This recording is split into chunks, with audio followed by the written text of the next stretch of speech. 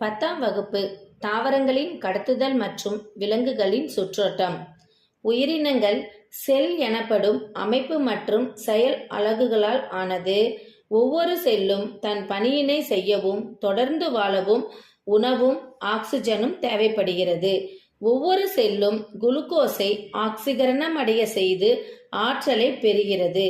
வேரின் மூலம் உறிஞ்சப்பட்ட நீர் மற்றும் கனிம உப்புக்கள் தாவரங்களின் அனைத்து உறுப்புகளுக்கும் சைலம் வழியாக எடுத்து செல்கிறது.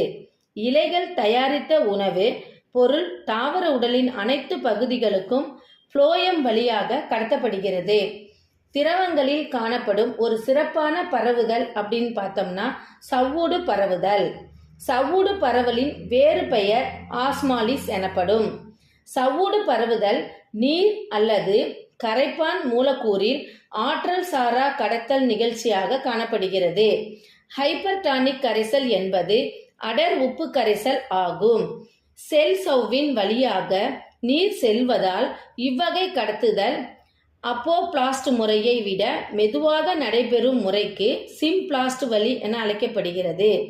செறிவின் அடிப்படையில் அப்போபிளாஸ்ட் அமைந்துள்ளது. தாவரத்தின் புற உறுப்புகளில் இருந்து குறிப்பாக இலையின் புறத்தோல் துளை வழியாக நீரானது ஆவியாக வெளியேறுவது நீராவி போக்கு எனப்படும்.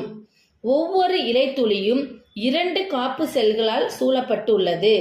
நீராவி போக்கினை பாதிக்கும் வெளிப்புற காரணிகள் வெப்பநிலை, ஒளி, ஈரப்பதம், காற்றின் திசைவேகம். மண்ணிலுள்ள கனிமங்கள் வேரில் கடத்தும் திசுக்கள் ஆற்றல் சார் கடத்தல் மூலம் செல்கிறது. மண்ணிலுள்ள கனிமங்கள் வேரில் கடத்தப்படும் போது சைலத்தின் உள்ளே அழுத்தம் அதிகமாவது வேர் அழுத்தம் ஆகும். உணவூட்டத்தின் தேவைக்காக தாவரங்கள் மண்ணிலுள்ள கனிம அயனிகளை சார்ந்துள்ளன. கனிமங்கள் மண்ணில் அயனிகளாக உள்ளன.